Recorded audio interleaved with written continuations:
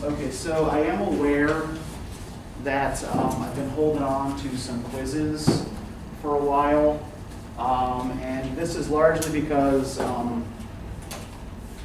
giving some people the chance to make them up, so I'm just not giving them back until everyone has either made them up or made it clear that they're not going to make them up. There are also some attendance issues that I have to kind of, like, not with either of you, you guys are always here, or tell me when you're not going to be here, but there are some attendance issues I have to sort out with some people as well. So once I have all of that sorted, then you will start getting the quizzes back. Does anybody have any questions about anything before we get started? Okay, so for next time, you're reading The Dead by James Joyce, and Jordan, you will be giving our first class presentation on it, and it's going to be great. You're going to do fine. But a lot of the stuff that we're going to be talking about today is also going to touch on stuff that you've been researching for your presentation. So feel free to add anything from the research you've been doing to anything that I say today. So no questions about presentations, no questions about the paper, exam, anything.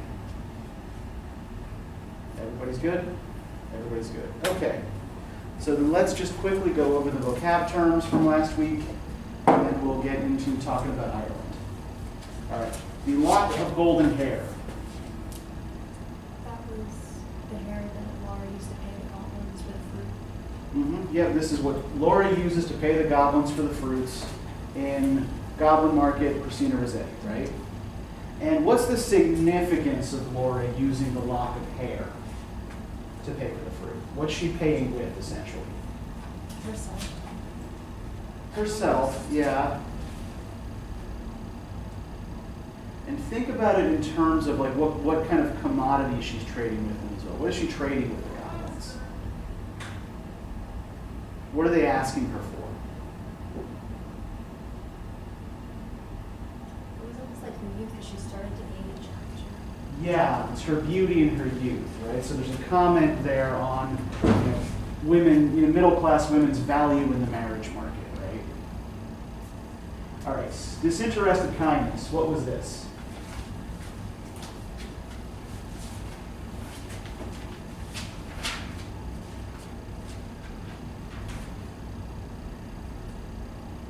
It was when women were equally caring to everyone.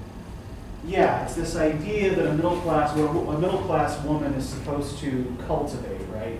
Is kindness to everyone, regardless of their relation to her and regardless of any hope for personal gain, right? And what text is this idea developed in or explained in? I think it was Ellis? Yes. Yes, this is in Sarah Stickney Ellis's Conduct Manual, The Women of England.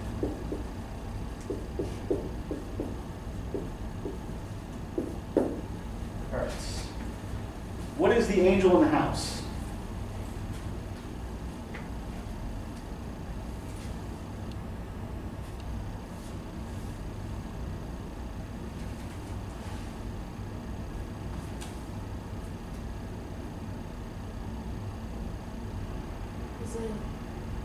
Almost like the perfect wife, when she did all her duties Uh-huh. for her husband.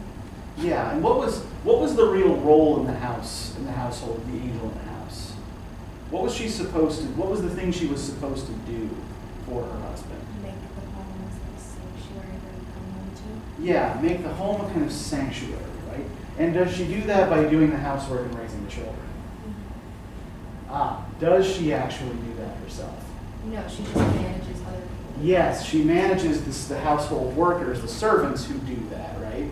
But yeah, the angel in the house is supposed to provide a moral example in particular for her husband, right? This idea that women were more morally good but intellectually simple than men, right? And that their goodness and innocence should be reminders to their husbands of what was good and right in the world. So it's a kind of backhanded form of misogyny, right?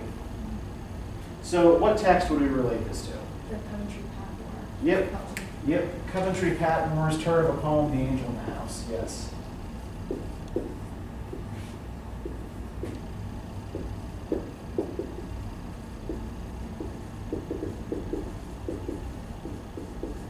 do not use the phrase turd of a poem lightly. It's not a good poem. All right. Lizzie. Who's Lizzie? Lizzie was Laura's sister who saved her and Uh-huh. ran from the goblins initially. Yes. While Laura went and bought the fruit. And then she saved her at the end by trying to pay with the silver penny and brought basically the antidote. Yeah, Lizzie is the cautious sister who saves the other sister in Goblin Market, right? And what's the significance of Lizzie taking the time and effort to rescue Laura? Shows that she doesn't view her as a fallen woman. And I think she portrays the disinterested kindness. Okay, yeah, this is, I think that's actually a really good connection to make here. That we didn't specifically discuss that, but yeah, Lizzie displays actual disinterested kindness by trying to rescue her fallen sister instead of shunning her, right? All right, good. Queen Victoria and Prince Albert.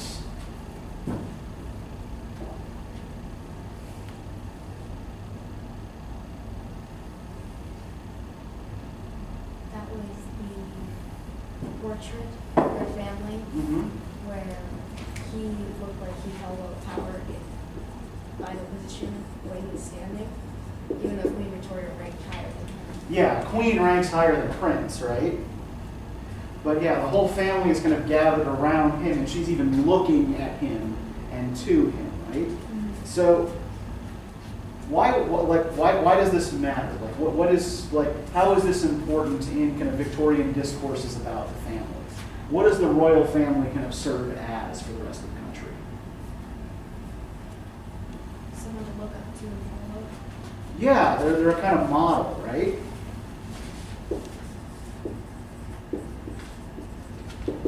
Right, they're kind of setting the pace or setting the standard for the rest of the nation.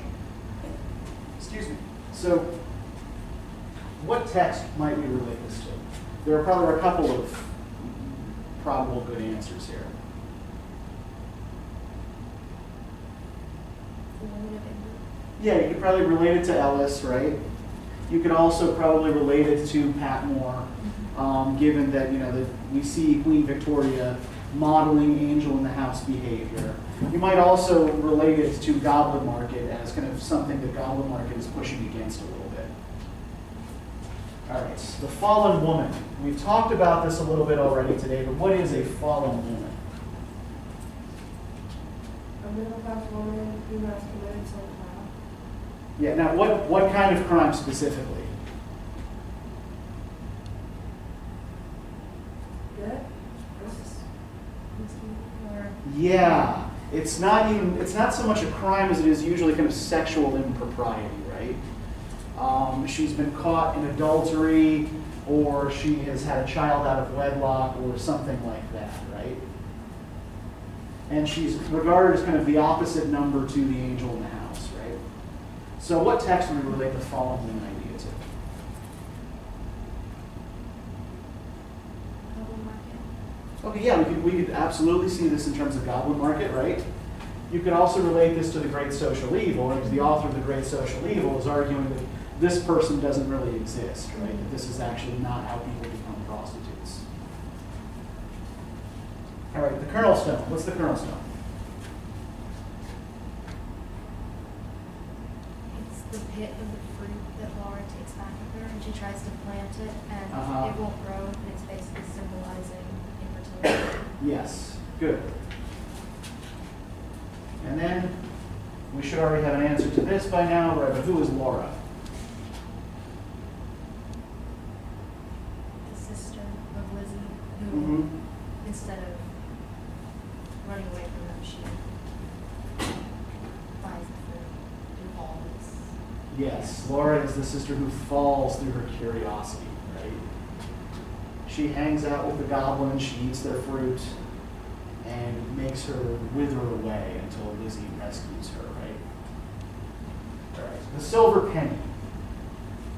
It was the penny in which Lizzie tried to pay the goblins, but they refused and attacked her. Yeah, the goblins won't take the silver penny, right? Why won't they take the silver penny? It's not original or unique. Okay, it's not something that's unique to Lizzie, right?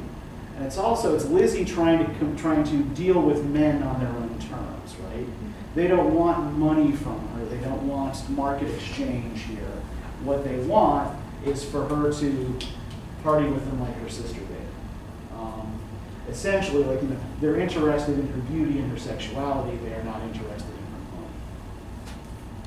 So it's kind of evidence of that kind of separate spheres theory in which men and women were said to operate in Victorian theology. All right, and what do we remember about Victorian women's education?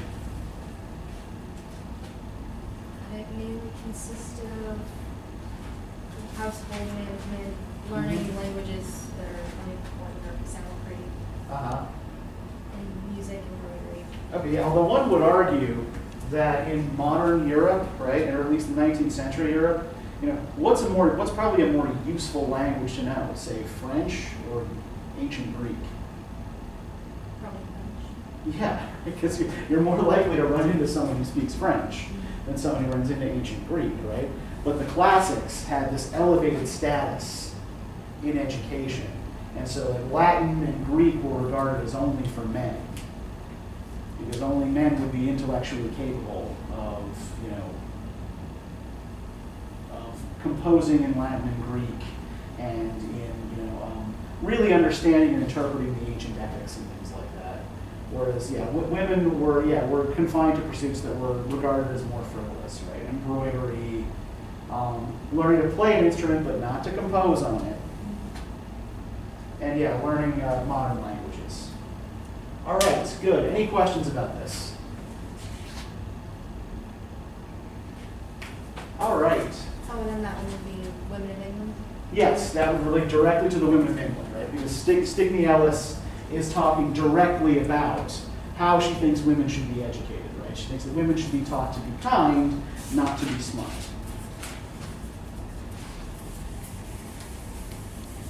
Okay.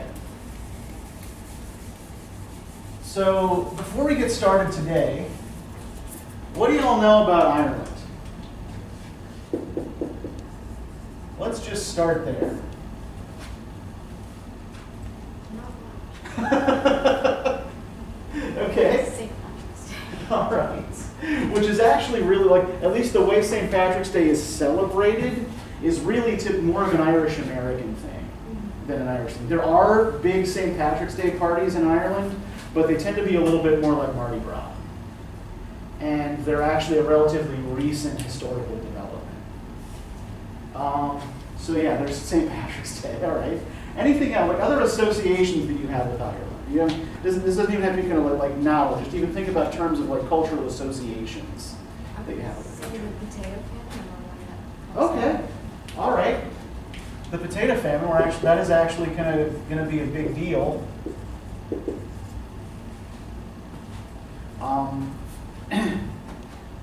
Regarding what we talk about today. So the potato famine was a potato blight that occurred periodically in the 1840s. Now, let's think back to Dickens and A Christmas Carol, right? What do we remember about general economic conditions in the British Isles in the 1840s? Does anybody remember what the decade was called, or what it was nicknamed? I know I'm asking you to reach back a bit here.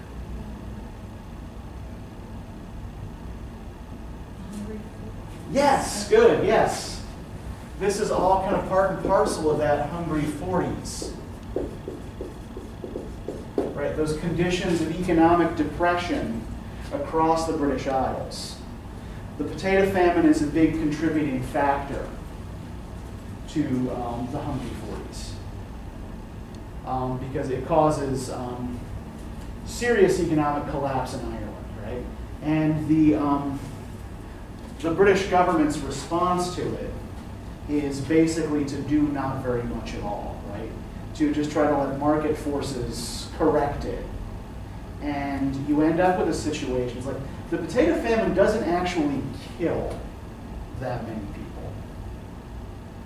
But it does reduce the population of the island significantly anyway. Can anybody guess why? If people weren't dying, what were they doing?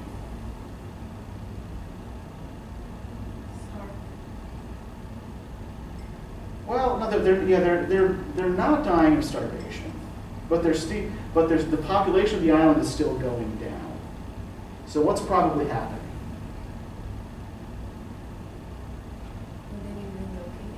Exactly, they're emigrating. The big thing the potato famine does to reduce population is induce kind of mass emigration, right? Particularly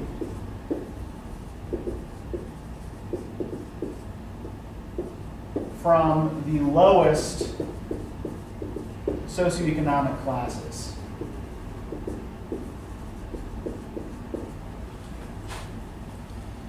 So the people on the bottom of the economic ladder in Ireland in the 1840s would have been predominantly rural. Right, they would have been kind of like small subsistence farmers.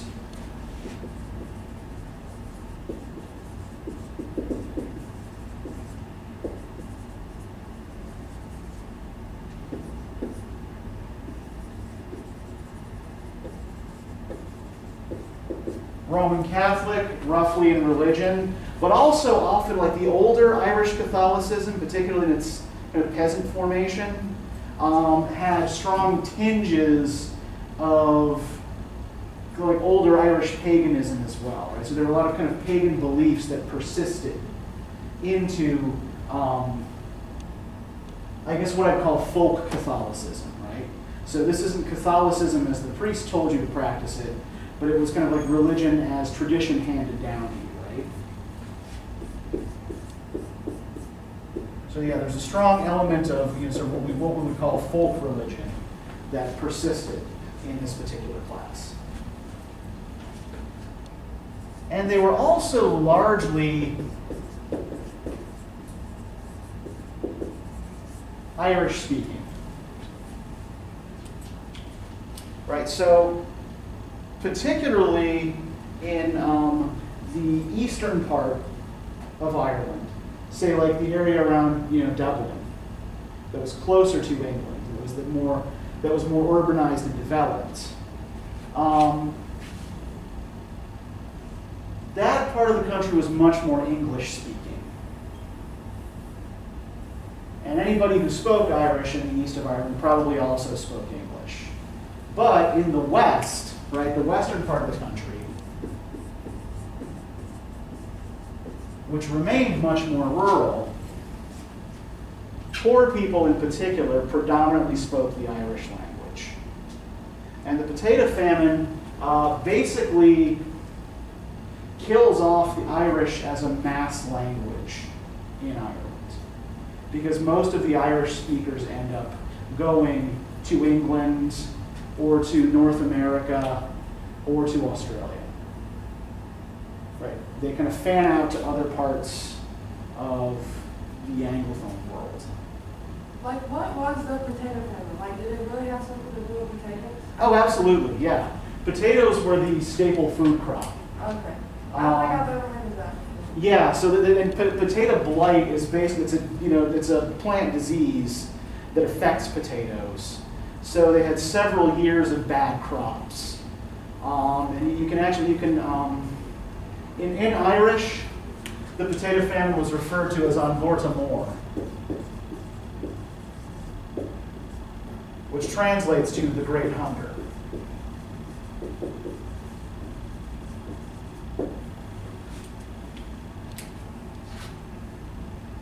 And this caused a great deal of cultural upheaval as well, right? In fact, if you see references to a sweet smell in the air from Ireland in the 1840s, that was the sign of potato blight, by the way. Like you could smell it in the crops. It was kind of a sickly sweetness, like decay.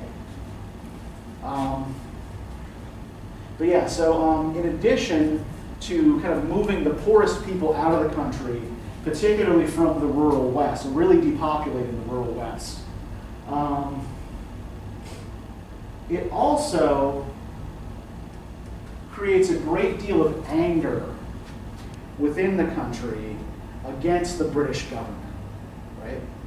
So the 19th century is overall like a long series of failed revolutions against British rule in Ireland, starting in 1798 and going up all the way to the end of the century, right there. So the proclamation that you have here from 1867 was written before one such failed uprising. It's called the Fenian Rising.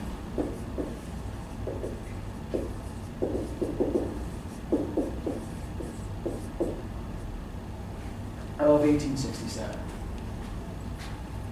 Fenians, by the way, were in Irish mythology.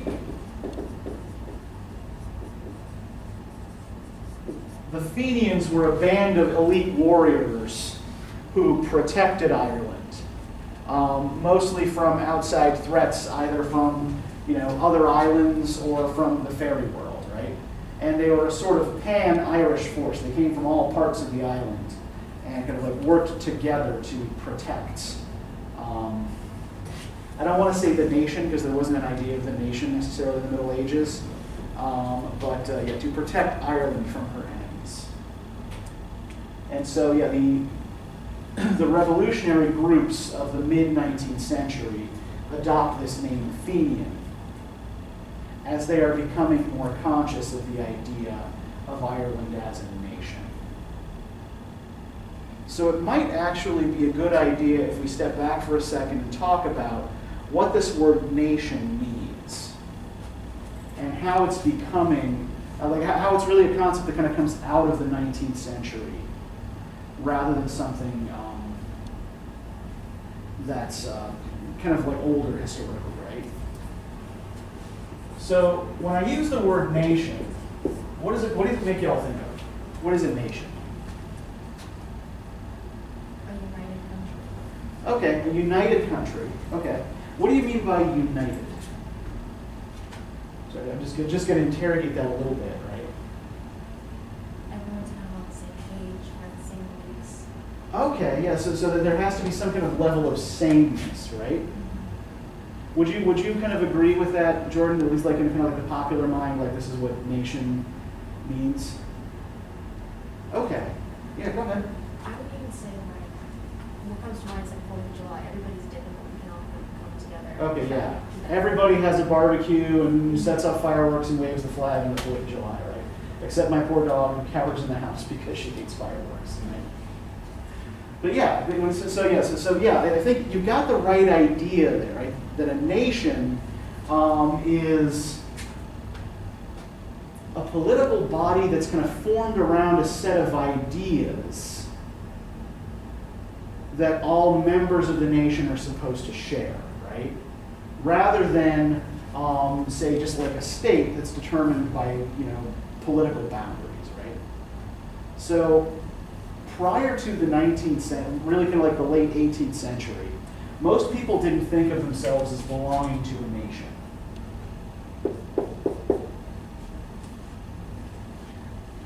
If anything, you thought of yourself as belonging to whatever particular village or town you lived in. And,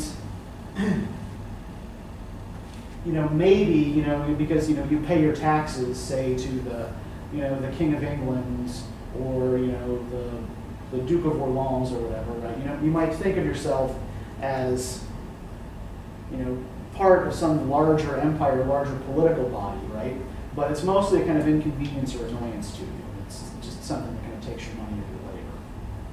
Now, what do you think might do, what do you think is happening in the 18th century that might help people think of themselves as part of something bigger than their own immediate local area? What's emerging that we've talked about in the 18th century? Right? What's happening in Europe that might be changing people's idea of where they fit into the world and how they're connected to other places? Colonization. Okay, colonization. But if you are just an average English villager in Norfolk, right, are you necessarily going to feel connected to, say, settlers in Jamestown, Virginia, if you don't have a relative there? Yeah, if you don't have any kind of personal connection there, right? You don't necessarily feel that you're the same as those people, right? Try to think about other things that we discussed early in the semester that might be helping people give themselves an idea of belonging to a nation, being connected to other people who don't live near them.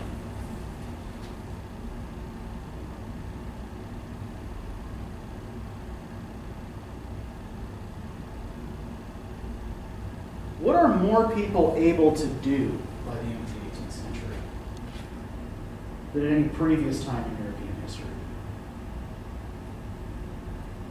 It's something we pretty much take for granted. Okay, yeah, religion is often used in promoting an idea of the nation, right? Certainly, the state church of the British Isles, or the Church of England, was used to promote a kind of idea of religious unity, right? But think about a skill that you take for granted, that you use every day. In fact, you're probably using off and on right now in this very class. Reading. Yeah, exactly. Literacy rates go up in the 18th century. More people are able to read and write.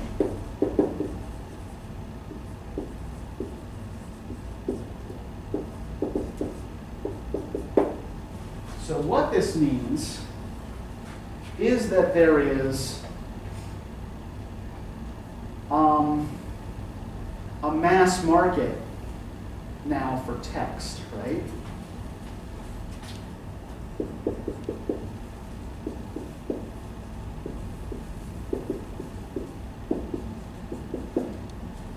Newspapers, magazines, pamphlets, all kinds of texts, right? And if you combine this with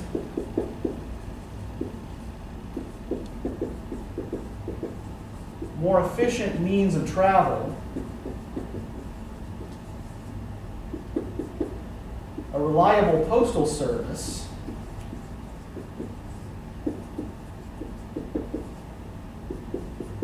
and public gathering places for debate,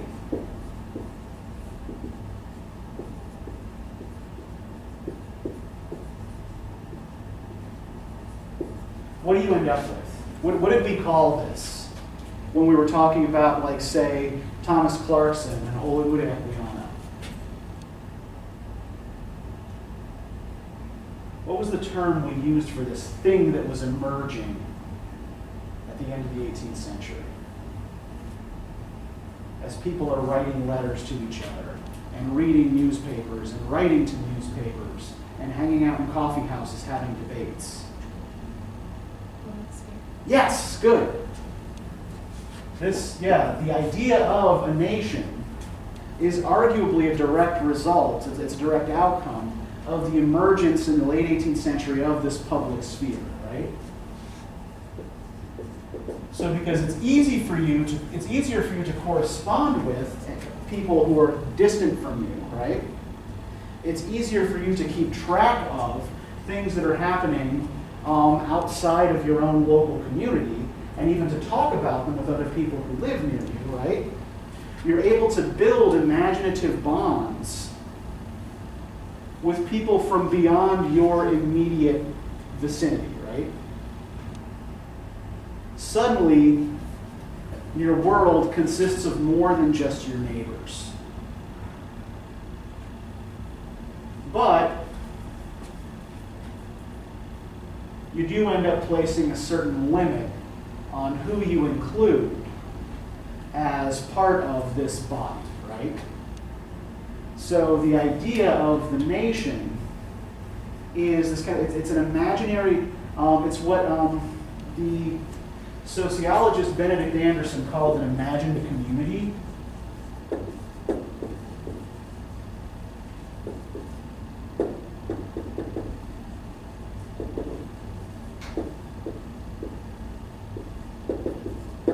Because it basically has to be imagined into existence, right? You have no, you will never meet. I mean, like, even if we think of, particularly like a country as big as the United States, right? You will never meet most other Americans, right? There are millions of people in this country. You can't possibly meet all of them. So you have to imagine something you have in common with the others in order for the nation to have any sense of coherence, right? But then the nation also has to limit and exclude as well, right? Who doesn't belong to the nation, right? Who do we cut out of the nation? How do we define the criteria for who is and is not of the nation, right? And I think we see some of that happening in this Proclamation of an Irish Republic from 1867, right? To bring us back to the reading for today, right? So can somebody just read for us that first paragraph that starts with, "We have suffered centuries of outrage." We have suffered centuries of outrage, enforced poverty, and bitter misery. Our rights and liberties have been trampled on by an alien aristocrat, who, treating us as foes, usurped our land and drew away from our unfortunate country all material riches. The real owners of the soil were removed to make room for the cattle, and driven across the ocean to seek the means of living, and their political rights denied to them at home. While our men of thought and action were condemned to loss of life and liberty, but we never lost the memory and hope of a national existence. We appealed in vain to the reason and sense of justice of the dominant powers. Okay, thank you. So if we're looking at this in terms of an attempt to define, at least on some level, who belongs to the nation. By the way, this was published in a newspaper that was called The Nation. It was an Irish nationalist publication. Who belongs here and who doesn't? Where are they drawing the lines? Where are they drawing the limits? And where can we see that happening? What language suggests limits to us?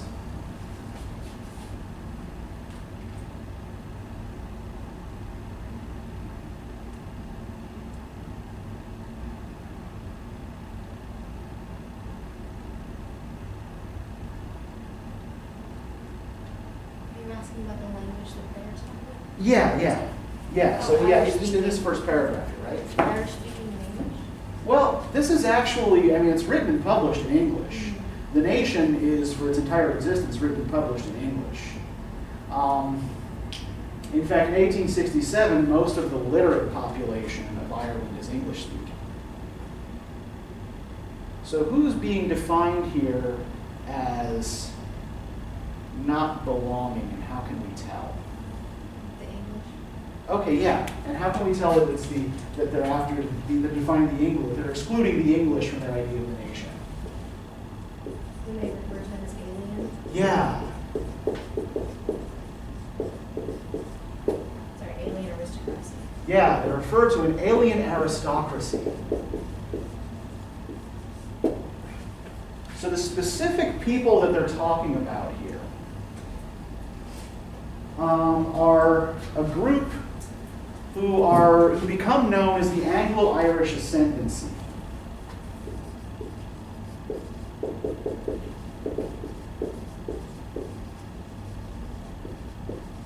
So let's just take a minute to try to unpack this term, right? So let's start with Anglo-Irish. What do we think that means? If someone is Anglo-Irish, what does that suggest about them or about their heritage? Is Anglo like a Protestant? Pardon? A branch of Protestant religion? I think you're thinking of Anglican, right? But think of what the root word of Anglican is. Why do we call someone an Anglican? What church do they belong to? Anglo-Saxon. Okay, Anglo-Saxon. You're still thinking along the right lines here, right? An Anglo-Saxon is what is an Anglo-Saxon? Where do those people come from? Or where do we think Anglo-Saxons come from? So from Europe?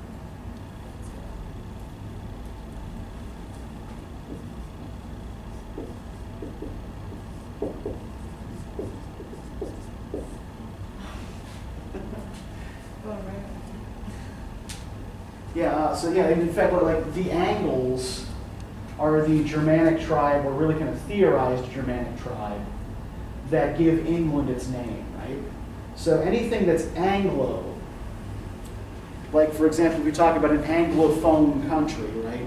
An Anglophone country was a country where they speak English. Anglo-Saxons are the supposed ancestors of contemporary English people, right? And an Anglo-Irish person then is, yeah, essentially an Anglo-Irish person, yeah, is an Irish person of English descent, right?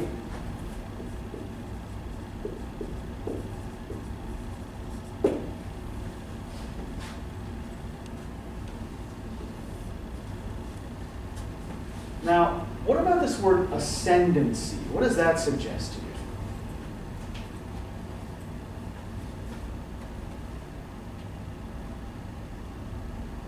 What does it mean to ascend?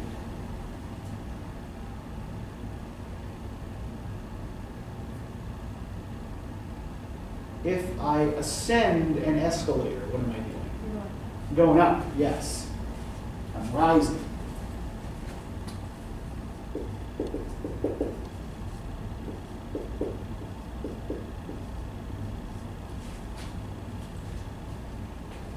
So the ascendancy, the Anglo-Irish ascendancy, would be the kind of rising class, not upper class, rising class of Anglo-Irish people, right? The idea here being that they're actually a kind of upper middle class set of landowners who kind of put on the airs of aristocracy, right? But yeah, so the writers of the nation here, right, seem to be specifically excluding these people from their idea of the nation, right? These are the people who don't fit, this alien aristocracy that owns all the land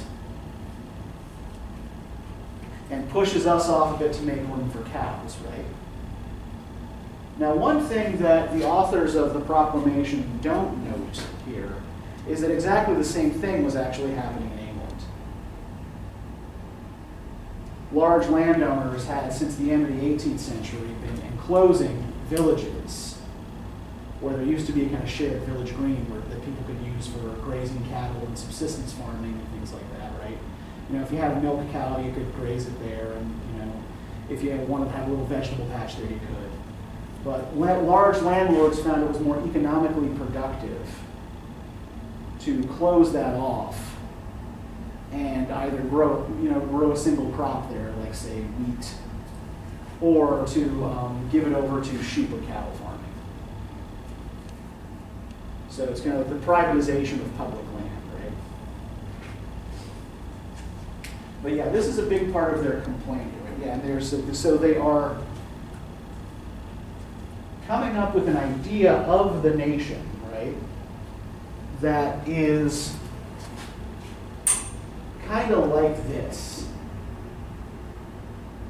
Even though these are the people these are the people who left, right, who couldn't afford to stay in Ireland, who couldn't survive if they stayed, this becomes the kind of national ideal here, right? Now let's think a little bit about the way this gets depicted, or Ireland and the Irish are depicted in this essay by Matthew Arnold. Now, have any of you encountered Matthew Arnold before in other classes? Does anybody know who Matthew Arnold is? Okay, so this is your first experience with Matthew Arnold. Okay. So Matthew Arnold in Victorian poetry was kind of a big deal. He's, in addition to being an important poet, he is an important cultural theorist in Victorian Britain.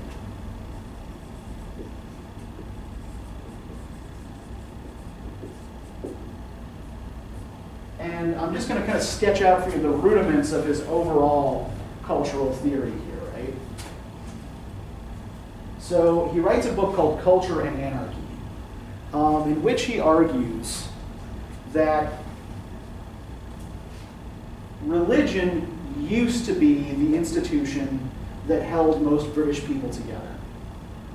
However, that seems to be fraying and not providing the kind of answers for people that they want anymore. So he suggests culture, and poetry specifically, right? So the cultural production, literature, arts, music, as a potential substitute for religion, as a kind of glue to hold the English people together, right? We can say that we have a common culture instead of saying that we have a common religion. So let's take a look here at what he says about the study of Celtic literature and think about how he is imagining Ireland and England culturally here, right? Particularly how he's imagining Ireland. So can I get somebody to start reading the first paragraph here for us, starting from, and as in material civilization he has been ineffectual.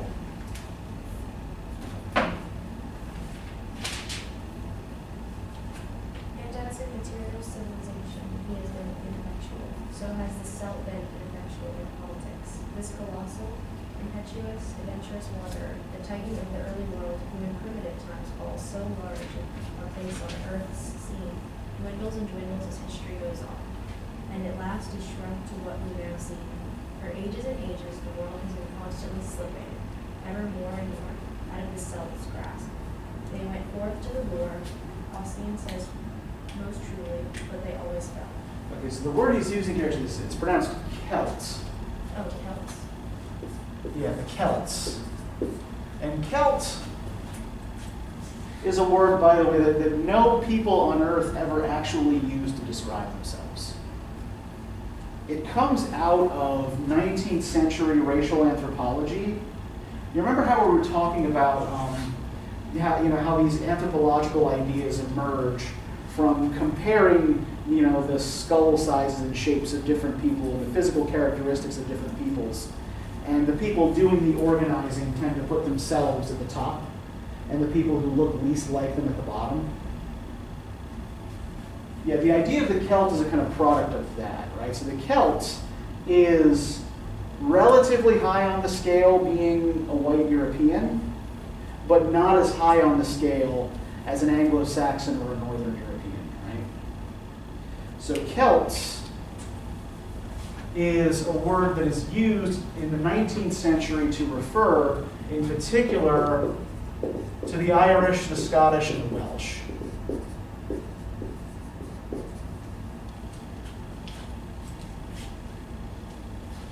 So, these three nations that are connected politically to Great Britain, but are also on some level like conquered cultural outsiders, right?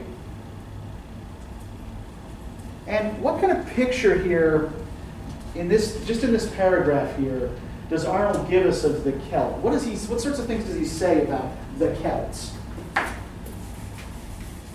You notice any particular key words here? Adventurous wanderer. Okay, an adventurous wanderer, right? Titan. And a Titan. But is the Celt still a Titan? Yeah, when was the Celt a Titan?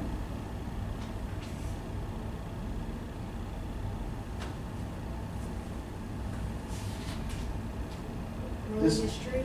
What's that? Early history. Yeah, he's the Titan of the early world, right? So what other words does he use in association with the Celts that suggest, the past or, the early world? Primitive. Primitive. Dwindles. Yep, dwindles, right? These are people whose day has passed, he seems to be arguing, right? And when he talks about politics, said ineffectual. And yes. In contemporary politics and in material culture, they are ineffectual.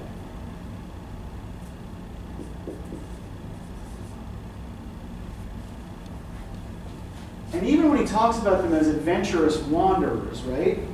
If they're adventurous wanderers, what does that suggest? Like, how might that even be read in a kind of negative way? What does this mean they can't do?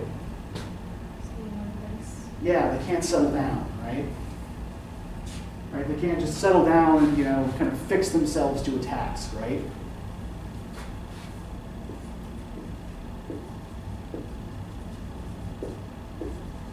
All right, we got Unsettled Nomads here.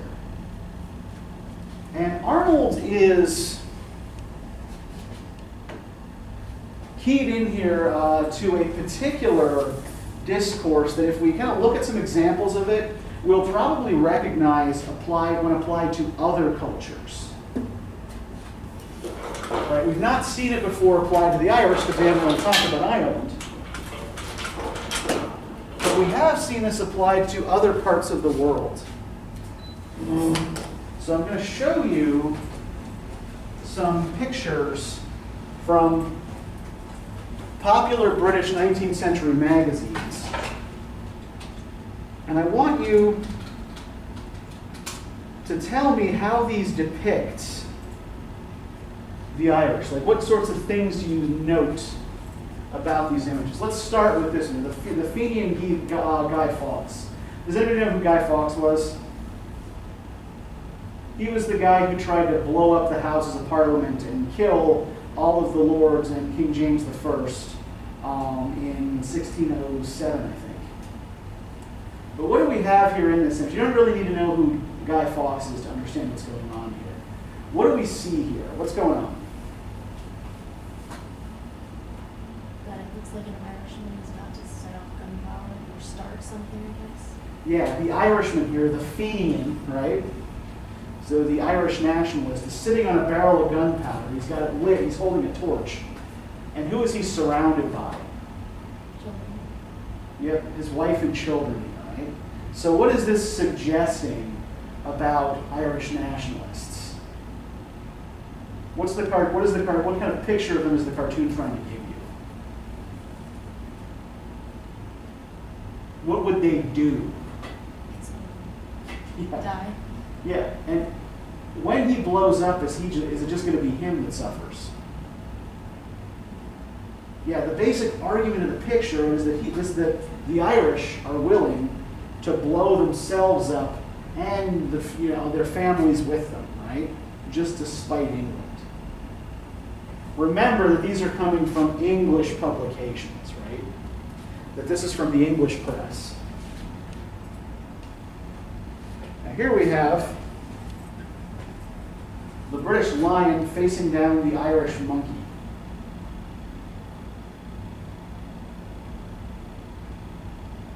What do you notice about this? They're standing on two different separate lands. Okay, yeah, so we have a separation, almost like we've got the Irish Sea here, right? That separates Ireland from Great Britain. What else do you notice? Just like about even if you just kind of examine the kinds of animals that are chosen here and the facial features they're given. The one that's big and strong, the other small. Okay, on the one hand, we've got one that's big and strong, and then the other that is small and weak, right? And it almost looks like a king and a jester. Okay, yeah, he's even got the little cap and bells there, right? Yeah, like he's supposed to be ridiculous. Right, not only that, but let's even kind of think about when we talked about the speckled band, right? We talked about those discourses surrounding evolution, right? And this idea that there was also the possibility of devolution, that people could devolve. Like if people evolved from monkeys, which they didn't, that's not what Darwin says. But if they did, right, then they could devolve back into those earlier forms. So we've got here a monkey that is less human, even than the kind of human-faced lion here that's staring it down. And pay attention to common features here as well. Right, here we've got what? What's going on here? What do we see in this image? Who do you think these two figures in the back represent?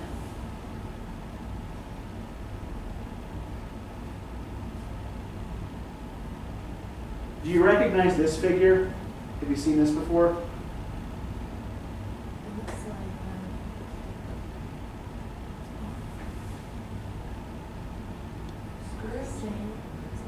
Uncle Sam, right? Yeah. You think like an old war recruiting poster.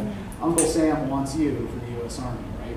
I remember when I was in high school, I stocked shelves at a grocery store, and there was a cereal we sold. It was called Uncle Sam cereal, and on the box, and printed in big letters under the name of the cereal, was a natural laxative.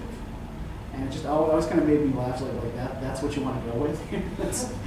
You want people to associate America with crapping? All right. That's, okay. And this figure standing next to him is John Bull, who is basically the English equivalent of Uncle Sam, right? In fact, Uncle Sam, the idea of Uncle Sam is probably inspired by depictions of John Bull. So we have these two figures who represent the United States and England facing down here, this great big fat Irishman dancing on top of all of these commodities, right? Just destroying them. And what does it look like Uncle Sam and John Bull are fixing to do? Yeah, John Bull's rolling his sleeves up, right? He's getting ready to get in there. The Irishman's, he's got a stick and a knife, right? What else do we notice about the Irishman's appearance here? Yeah, he's given these ape-like features, right? And this is really, really common in British discourse about the Irish in this particular period, right? Now, Arnold is full of these kind of backhanded compliments about the Celts, right? They're ineffectual, they're barbaric, but they're dreamers, right? And they dream these beautiful dreams and have this great aesthetic sense and sensibility, right? That word sensibility from 18th century ethics comes back, right? The sensitivity to emotions and to sense impressions. But this is kind of like the general atmosphere in which Irish nationalism is rising as a reaction against British ideas of the Irish as stupid, savage, and violent, right? And this is stuff that we're going to kind of tease out a little bit more when we talk about the dead and the complicated relationship that James Joyce has with Irish nationalism. But yeah, so this is the discourse that Irish nationalism is reacting to, right? It's kind of constructing a counter-narrative to what people like Matthew Arnold are saying gently, and what people like the cartoonists in Punch are saying more or less overtly. So let's take a look at maybe one or two of these poems by William Butler Yeats. What did you guys think of these poems? Did you have any particular thoughts about them or any particular questions about them?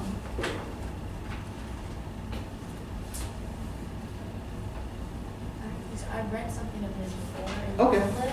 It was, I can't remember what it was called. The Second Coming? The Second Coming, okay, yeah. So The Second Coming is a late Yeats poem. So we're going to be focusing today pretty much just on early Yeats. So these are all poems that Yeats wrote as a young man. So they're a little bit less confusing than The Second Coming is, right?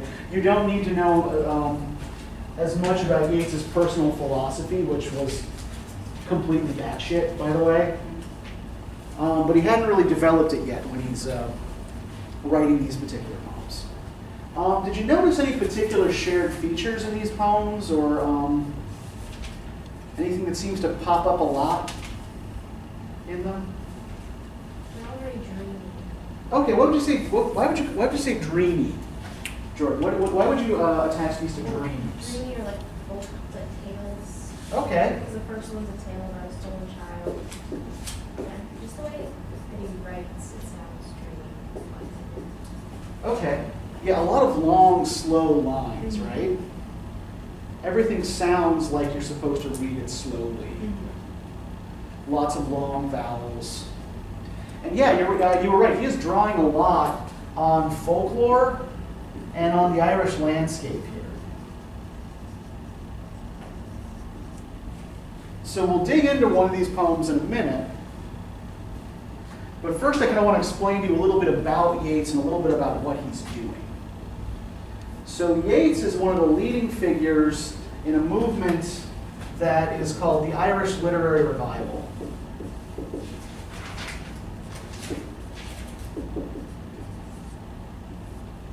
And I don't usually like to affix dates to these kinds of things because, it's kind of hard to assign it to a very specific period. Like, when does this start and when does this end? I'd say this runs kind of roughly from the 1880s to about World War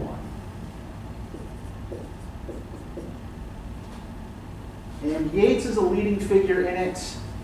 Other leading figures include the playwright J.M. Synge, the playwright Lady Gregory,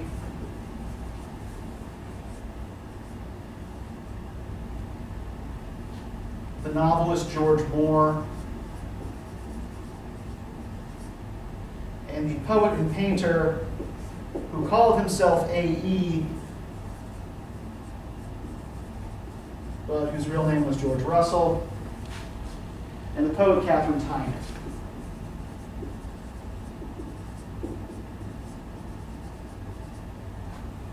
So what the writers of the Irish Literary Revival were trying to do was create a distinctively Irish literature in English, right?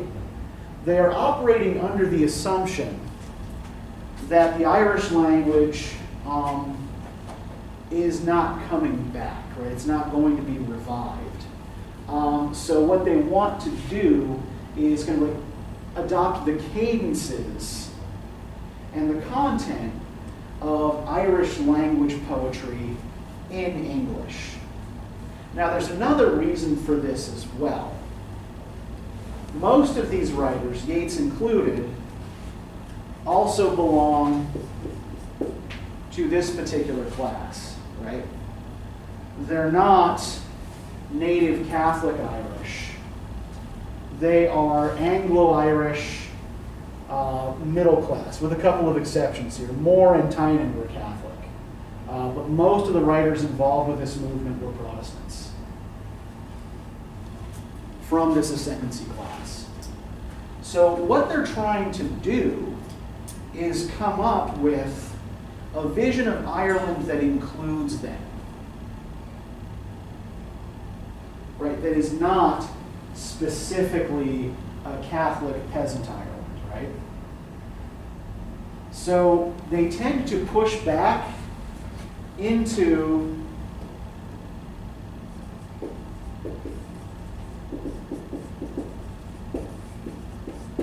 Ireland's pre-Christian past and Ireland's folklore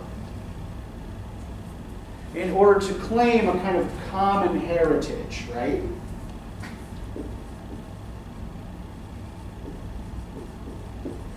Right, the idea being that this mythology, this folklore, belongs to all Irish people, whether they are Protestant or Catholic.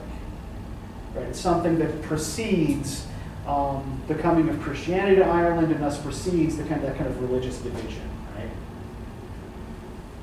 So what we have going on here with Yeats and his friends is something we call cultural nationalism.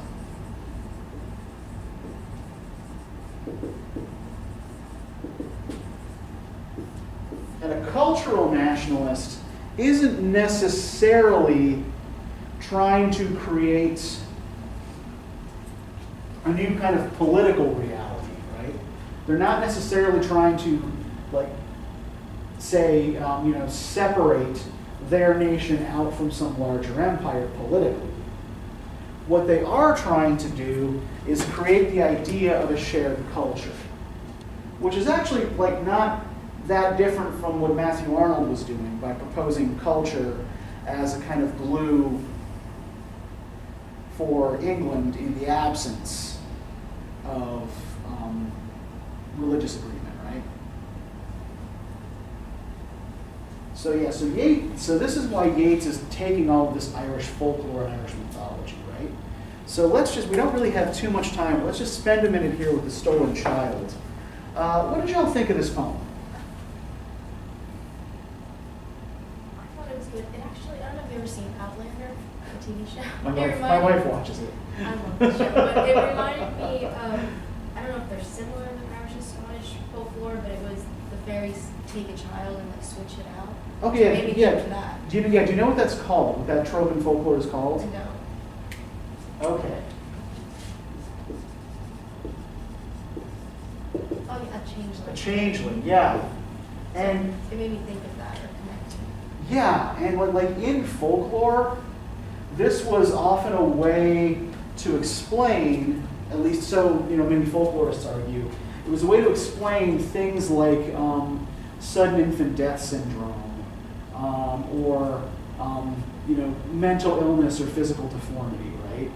It's this idea that my baby was healthy and normal, and the fairies came and took it away and replaced it with this, this sickly or ugly creature, right? Or this creature that couldn't survive. They would say sometimes they'd replace it with a fairy child. Sometimes they'd replace it with, like, say, an enchanted block of wood or something like that would look and act like the child for a couple of days and then die, right? So this is kind of built around that changeling myth, right? And I think you mentioned, that these poems seem kind of dreamy, right? And I think that dreams are a big part of the content of this poem as well, right? Just about every stanza of this poem mentions sleep or rest. But what do the fairies do to sleep and rest? The fairies themselves seem to like sleep or rest. Why not?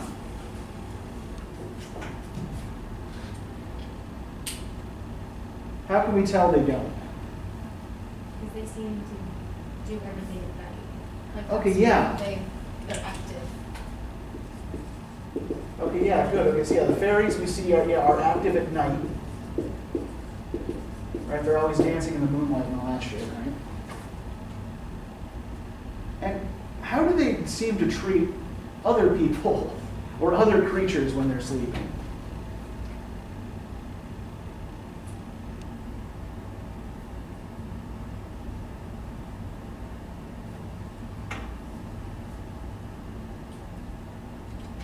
When the wandering water gushes from the hills above Glen Car, in pools above among the rushes that scarce would bathe a star, we seek for slumbering trout, and whispering in their ears, give them unquiet dreams, leaning softly out from ferns that drop their tears over the young streams. They wake them up. Yeah. Not in a nice way. Yeah. There's something like the fairies are trying to lure the child with fun, right? Endless fun and diversion, right? It's like we dance all night, we have these hidden vats of stolen cherries that you can share with us, right? But there's also something kind of malicious about them, right? They see, the slumbering trout, and they can't just let them rest, right? They have to give them unquiet dreams, they have to give them nightmares. And even if we look at the world the child is leaving behind here, bottom of page 213, can I get one of you to read that last stanza for us? Away with us he's going, the solemn eyed. Away with us he's going, the solemn eye. He'll hear no more the low of the calves on the warm hillside, or the kettle on the hob. Sing peace into his breast, or see the brown mice bob, round and round the oatmeal chest. Okay, we can stop there, right? So what are they taking him away from?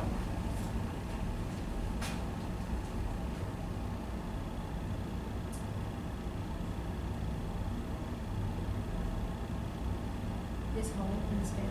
Yeah, they're taking him away from home and family, or although the family doesn't really get mentioned, right? But yeah, they're taking him away from home. And, does the world they're taking him away from sound that bad?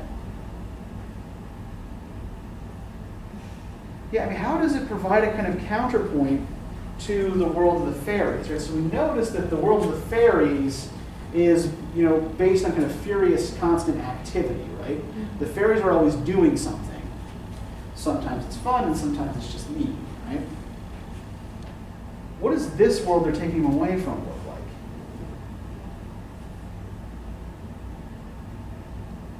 He'll hear no more the lowing of the calves on the warm hillside, or the kettle on the hob sing peace into his breast. Almost a rural language. Yeah, it's clearly rural, right? It's definitely a rural setting here. And I should also note that the poem uses real Irish locations, right? So Yeats spent much of his childhood in County Sligo in the west of Ireland. And so he's drawing on the landscape of his own childhood for this poem, places that he knew well. But apart from it being rural, like, think about the kind of mood that is created here. The lowing of the calves, the gentle whistling of the kettle.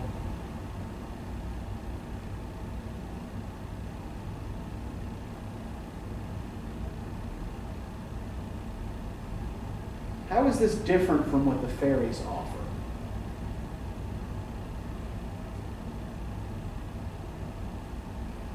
It seems like his world's boring, and they're offering him a fun world here. Maybe boring, yeah, sure, but also like peaceful, right?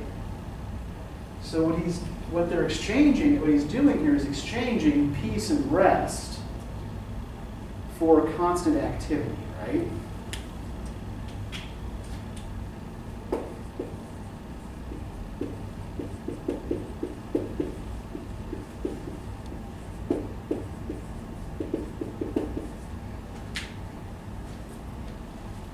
I think that what we have in this poem, what's going on in this poem, is that, like, we have one way we might read this is as a description of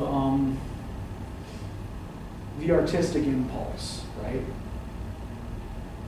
That the fairies lead the artist off into a world of dreams where he gets all these beautiful visions but no rest, right? It doesn't let up.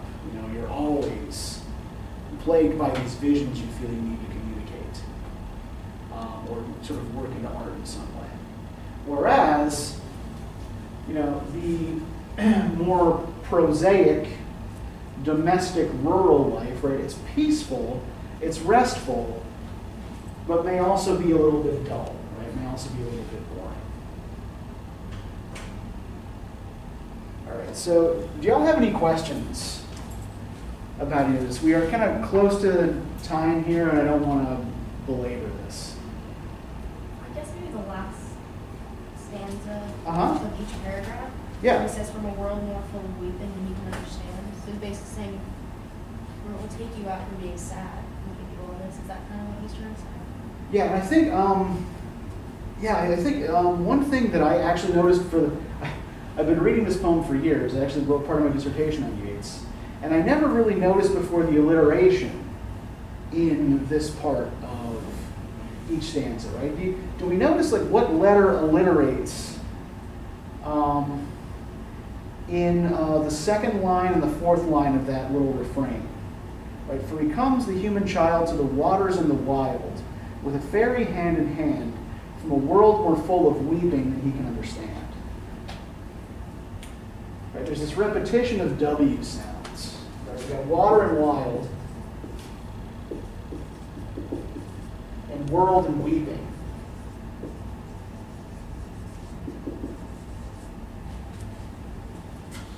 And I think that what the fairies are doing here is are kind of juxtaposing these two ideas against each other, right?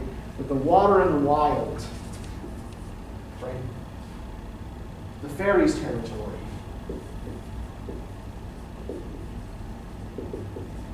Are associated with this constant fun and diversion. And the world, that is the normal, everyday, mundane world, right? Mundane life, they associate with weeping.